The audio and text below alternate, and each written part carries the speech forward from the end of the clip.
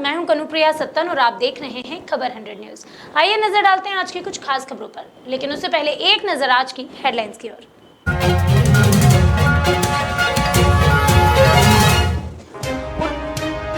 ऊर्जा मंत्री प्रद्युम्न सिंह तोमर ने ली बैठक, शासन प्रशासन के अधिकारी रहे मौजूद। शहर के विकास कार्यों को लेकर हुई चर्चा। रतलाम ने राशन घोटाले का हुआ पर्दाफाश, पुलिस ने आरोपियों को किया गिरफ्तार, सरकार को लगाई लाखों की चुनौती। खेतिया में आम जनता को लगेगा कोरोना का टीका, रजिस्ट्रेशन के लिए लोगों की भीड़ लगी। शनिचर अमावस्या पर शनिदेव की पूजा से मिलता है लाभ, उज्जैन में त्रिवेणी घाट पर लगी श्रद्धालुओं की भीड़।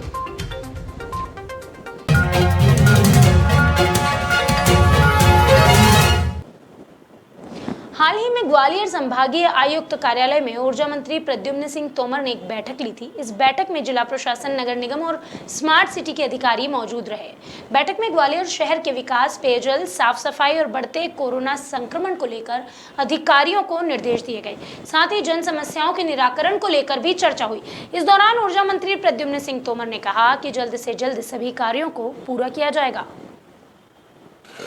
रोड के काम, पार्कों का विकास, शहर में गर्मी आने वाली है, पानी की समस्या ना हो, इन समस्याओं के लिए आज संभागीय कमिश्नर, कलेक्टर, नगर निगम कमिश्नर अधिकारियों के साथ बैठक की और उसके शीघ्र समाधान के निर्देश दिए। रतलाम पुलिस ने जिले की 3 राशन दुकानों पर चल रहे लाखों के राशन घोटाले का पर्दाफाश किया है। एसपी कार्यालय पर एसपी गौरव तिवारी ने प्रेस कॉन्फ्रेंस की और इस मामले की सूचना दी। एसपी गौरव तिवारी ने इस पूरे मामले की जानकारी देते हुए कहा कि राजापुरा, माताजी, रावटी और केलकच की 3 राशन दुकानों पर कार्यवाही की गई थी। इस कार्यवाही में पाया गया कि यहाँ सरकारी राशन का एक बड़ा हिस्सा जो है वो निकला जा रहा है और निजी व्यवसाय के तौर पर बाजारों में उसे बेचा भी जा रहा है। अब तक आरोपी इस घोटाले के मदद से सरकार को लाखों रुपए की चपत भी लगा चुके हैं। अब पुलिस ने इस घोटाले में शामिल 6 आरोपी राजेश शर्मा, कुलदीप देवड़ा, डैनियल जोसेफ, मुकेश लबाना, रमेश चंद्र और गजेंद्र को गिरफ्तार किया है। पुलिस ने इनके कब्जे से 70,000 रुपए नगद, 5 लाख का पिकअप वाहन और 10 लाख का एक ट्रक, 50 खाली बारदान, अलग अलग सरकारी राशन दुकानों की 15 फर्जी सीलें, इसके साथ ही फर्जी खाद्यान्न बिल और राशन वितरण रजिस्टर भी जब्त किए हैं। एसपी के अनुसार यह घोटाला बहुत बड़ा है, फिलहाल इसमें जांच जारी है। ये प्रकरण बताना चाहूँगा कि ये बहुत ही सेंसिटिव और बहुत ही गंभीर मामला है, जिसमें पिछले दिनों पुलिस थाना राउटी, बाजना और शिवगढ़ में 3 प्रकरण पंजीबद्ध किए गए थे। जिसमें जिला आपूर्ति अधिकारी रतलाम द्वारा जांच कर एक रिपोर्ट प्रस्तुत किया गया था कि जिसमें बाजना और सैलाना तहसील के अंतर्गत आने वाली सार्वजनिक वितरण प्रणाली के खाद्यान्न सामग्री वितरण हेतु निर्धारित की गई उचित मूल्य की दुकानों की जांच की गई इनके द्वारा, जिसमें 3 दुकानें, एक तो शासकीय उचित मूल्य की दुकान राजापुरा माता, बाजना और शासकीय उचित मूल्य की दुकान राउटी, शासकीय उचित मूल्य की दुकान शिवगढ़, इन तीनों में खाद्यान्न वितरण में गड़बड़ी पाई गई है, जिसमें उन्होंने 3 मामले पंजीबद्ध कराए थे। थाना बाजना, राउटी और शिवगढ़, तीनों ही मामले जो 3/7 ईसी एक्ट के अंतर्गत पंजीबद्ध किए। इंदौर के सिमरोल थाना क्षेत्र से खूनी संघर्ष का एक मामला सामने आया है। यहाँ चिकली गांव में पानी को लेकर 4 भाइयों में विवाद हुआ। आपसी विवाद में हुए खूनी संघर्ष के चलते एक भाई की गला रेत कर हत्या कर दी गई, वहीं अन्य 3 गंभीर रूप से घायल हो गए हैं। फिलहाल तीनों घायल भाइयों का इलाज एमवाय अस्पताल में जारी है। पुलिस को जैसे इस घटना की सूचना मिली तो पुलिस मौके पर पहुंची। इसके बाद पुलिस ने मामले में मर्ग कायम किया और शव को पोस्टमार्टम के लिए जिला अस्पताल भी भेज दिया। फिलहाल मामले में पूछताछ की जा रही है। ये आज शाम की एक घटना थी, पानी को लेकर विवाद था यहाँ गांव में। राजू हैं और इनके पड़ोसी जो आपस में रिश्तेदारी लोग हैं, भाई हैं, और इनका झगड़ा था और अभी शाम को, रात को, ये देर रात इसके गले में ऐसा लग रहा कोई धारदार हथियार से मारा है। मृतक का नाम राजू है और उसकी डेथ हो गई है। सर और भी कोई लोग घायल है दूसरे? हाँ, दूसरे 2-3 लोग घायल हैं जिनको कि इलाज के लिए अभी हॉस्पिटल भेजा है, तो उनके नाम अब क्लियर होंगे। इंदौर के विजयनगर थाना क्षेत्र से आगजनी की एक घटना सामने आई है। यहां मैकेनिक के मैदान में खड़ी 5 वोल्वो बस में अचानक भीषण आग लग गई। यह आग इतनी भीषण थी कि पास में गैरेज सहित एक कार को अपनी चपेट में ले लिया। इस हादसे की सूचना मिलते ही दमकल की टीम मौके पर पहुंची और कड़ी मशक्कत के बाद आग पर काबू पाया गया। इस पूरे मामले में बताया जा रहा है कि बसें अलग अलग व्यापारियों की है जो रिपेयरिंग के लिए गैरेज पर लाई गई थी। अब आशंका ये जताई जा रही है कि आग का कारण शॉर्ट सर्किट हो सकता है। इस हादसे में करोड़ों रुपयों का नुकसान बताया जा रहा है। को लगभग 2:35 पे सूचना प्राप्त हुई थी कि बड़ी भमोरी में मैकेनिक नगर में बस में आग लगी है। यहाँ आकर देखा तो 4 बस जली थी, बिल्कुल ध्यान करके जल रही थी, जिसमें हम 2 गाड़ी लेके टैंकर लेके पहुँचे और आग को तत्काल जो है हमारे द्वारा बुझा दी गई है। हाँ सर, क्या जानकारी मिली, किसकी बसें हैं, क्या है? बस के 2-3 के नंबर भी मिले हैं, बाकी के नंबर नहीं मिल पाए हैं और पूरी सुबह जब आएंगे जानकारी बनाई जाएगी इनकी। कौन सा इलाका है जहाँ पर? ये बड़ी भमोरी है और जहाँ बसेस वगैरह का सब पूरा काम चलता रहता है रिपेयरिंग का। और अग्नि दुर्घटना में यहाँ पर कोई आग बुझाने के कोई साधन उपलब्ध नहीं थे। हाँ सर, कोई जानकारी मिली कि किन कारणों से आग लगी होगी? अभी कुछ कारण और नुकसानी का आकलन नहीं किया गया इसका। पूरे देश में आम जनता के लिए टीकाकरण का काम शुरू हो चुका है। इसी के साथ साथ अब खेतिया में भी कोरोना का टीका लगना शुरू किया जा चुका है। आपको बता दें कि राज्य शासन के निर्देश के बाद कोरोना टीकाकरण का कार्य यहां पर भी शुरू कर दिया गया है, जिसके चलते प्राथमिक स्वास्थ्य केंद्र में टीका लगवाने के लिए पहले पंजीयन किया जाएगा। पंजीयन के लिए लोगों की भीड़ देखी भी जा रही है। स्वास्थ्य केंद्र की चिकित्सा अधिकारी ने भी ज़्यादा से ज़्यादा लोगों को टीका लगाने की अपील की है। इस मौके पर नगर पत्रकार संघ ने कोरोना टीकाकरण का कार्य कर रही कली रावतले और ज्योति बोरसे का सम्मान भी किया। कि सभी लोग वैक्सीनेशन करवाने आई है बिना डर के। इससे कोई भी साइड इफ़ेक्ट अभी तक नहीं हुआ है और 60 साल से ऊपर के जो लोग हैं उन्हें ज़रूर वैक्सीनेशन करवाना चाहिए और 45 से 59 तक के जो लोग हैं उन्हें अपनी सारी रिपोर्ट्स लेके आना है, वो वेरीफाई करके ही वैक्सीनेशन करवा सकते हैं। शनिचर अमावस्या पर शनिदेव की पूजा से लाभ मिलता है। यही कारण है कि शनिवार को उज्जैन की शिप्रा नदी के त्रिवेणी घाट पर श्रद्धालुओं की भारी भीड़ देखी गई। दरअसल घाट पर डुबकी लगाकर और दान करके श्रद्धालु पुण्य अर्जित करते हैं, लेकिन इस साल कोरोना सहित नदी में कीचड़ और पास ही के घाट पर हुए धमाकों के चलते प्रशासन ने डुबकी लगाने की अनुमति नहीं दी है। ऐसे में श्रद्धालुओं ने बिना डुबकी लगाए स्नान किया, साथ ही दान कर पुण्य कमाया। बताया जा रहा है कि आज के दिन स्नान और दान करने के बाद श्रद्धालु यहाँ जूते, चप्पल और कपड़े छोड़ जाते हैं, जिसकी वजह से जूते, चप्पल और कपड़ों का अंबार लग जाता है। हालांकि बाद में प्रशासन सभी सामानों की नीलामी करता है और उन्हें बेच देता है। शनिचरी अमावस के दिन शनि हमारे गुरु हैं, इसलिए शनिचरी अमावस के दिन यहाँ स्नान करने और दर्शन करने के लिए आते हैं। और जब भी शनिचरी अमावस आती है तो हम यहाँ दर्शन करने के लिए आते हैं। अभी जो कुमारों से स्नान किया हुआ, कैसा रहा स्नान? स्नान बहुत अच्छा स्नान रहा। हर बार से इस बार व्यवस्था अच्छी है और प्रशासन की भी व्यवस्था अच्छी, कोई भगदौड़ नहीं, बड़े आराम से स्नान करा और आराम से दर्शन करा। कोविड और एक जो धमाके आसपास हो रहे थे, आपने भी सुना होगा, उसका कोई डर था क्या? नहीं, हमें कोई डर नहीं था। डर होता तो हम आते ही नहीं। कहाँ से श्रद्धालु को किस तरह से स्नान कराया? आज जो पर्व है शनिचरी अमावस्या पर्व कहलाता है। शनिवार के दिन जो अमावस्या होती है उसे शनिचरी अमावस्या कहलाता है। अमावस्या इसलिए महत्वपूर्ण होती है क्योंकि शनि महाराज का जन्म भी अमावस्या को ही हुआ है और शनिवार का होने के कारण अमावस्या का महत्व ज्यादा बढ़ जाता है।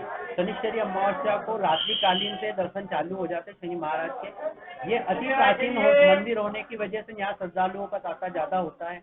यहाँ त्रिवेणी संगम स्थित है। यहाँ पे श्रद्धालु अनेक नगरों से, अनेक जिलों से, यहाँ तक कि अलग अलग स्टेटों से भी यहाँ पधारते हैं, त्रिवेणी संगम में स्नान करते हैं और शनि महाराज के एक क्षण के दर्शन प्राप्त कर अपने सारे कष्टों का निवारण करते हैं। आज के दिन जो भी श्रद्धालु त्रिवेणी संगम में स्नान करता है, जूते, चप्पल, वस्त्रों का दान करता है और आके शनिदेव को तेल अर्पण करता है तो उसके सारे कष्टों का निवारण होता है। क्योंकि यहाँ पे शनि की दशा विराजमान है और सर्वप्रथम दशा को जब पूजन किया था वो राजा विक्रमादित्य ने किया था, तो उनकी प्रथा के अनुसार तभी से यहाँ पे शनिचरी अमावस्या का पर्व मनाया जा रहा है। जी, जो जूते और चप्पल और कपड़े जो यहाँ पे दान कर जाते हैं उनका क्या किया जाता है? जूते और चप्पल जो दान करे जाते हैं उनकी नीलामी करी जाती है। इंदौर की कनाडिया पुलिस ने मोबाइल चोरों पर शिकंजा कसा है। हाल ही में पुलिस ने मोबाइल चोरी करने वाले गिरोह के 2 सदस्यों को गिरफ्तार किया है। पुलिस से मिली जानकारी के अनुसार मुखबिर से सूचना मिली थी कि कुछ युवक चोरी के मोबाइल बेचने की फिराक में हैं। इसके बाद सूचना पर पुलिस ने घेराबंदी की और 2 युवकों को गिरफ्तार किया। उनके कब्जे से 20 मोबाइल फोन भी बरामद किए गए। पूछताछ में आरोपी सोनू ने बताया कि वो ऑटो चलाता है और रेकी कर मोबाइल चोरी करता है। आरोपी का साथी मनीष मोबाइल ठिकाने लगाने का काम करता है। फिलहाल पुलिस पूछताछ में लगी हुई है, जिसके चलते कई बड़े खुलासे होने की भी उम्मीद है। दरअसल यह घटनाक्रम कल रात्रि का है, जिसमें कि थाना के एक दल को इस आशय की सूचना मिली थी कि छोटा राजवाड़ा क्षेत्र के पास 2 युवक चोरी के मोबाइल लिए हुए हैं और खरीद फरोख्त की प्रक्रिया में हैं। इस सूचना पर पुलिस के द्वारा दबिश देकर के उक्त दोनों युवकों को गिरफ्तार किया गया है। दोनों के पास मौके पर 4 मोबाइल चोरी के जब्त हुए और पूछताछ में उनके द्वारा 16 और मोबाइल उनसे जब्त हुए। इस प्रकार से दोनों जो व्यक्ति हैं, एक सोनू एवं मनीष नामक, इन जो कि राजीव गांधी चौराहा भंवरकुआ थाना क्षेत्र के रहने वाले हैं, उनसे कुल 20 मोबाइल फ़ोन जब्त किए गए हैं। पूछताछ में यह तथ्य भी सामने आए हैं कि सोनू नामक आरोपी पिछले कई महीनों से जो एकांत में 4 पहिया वाहन खड़े रहते हैं, उनमें मौका पाकर उनके जो स्टाफ के मोबाइल फ़ोन हैं उन्हें चुरा लेता है और अपने इस साथी को, मनीष को, बेच देता है।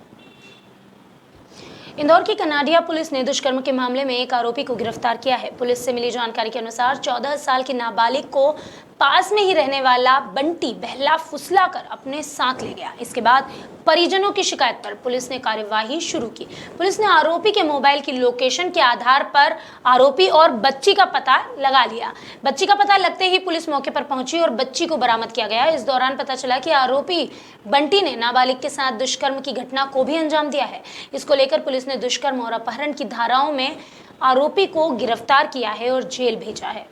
जी हाँ, यह एक मामला इस तरह का है जो कि पिछले वर्ष 2020 के माह जून की घटनाक्रम है, जिसमें एक 14 वर्षीय बालिका अपने घर से गुम गई थी, जिसके परिजनों के द्वारा रिपोर्ट करने पर थाना कनाडिया में अज्ञात आरोपी के विरुद्ध 363 भादवी का प्रकरण पंजीबद्ध हुआ था।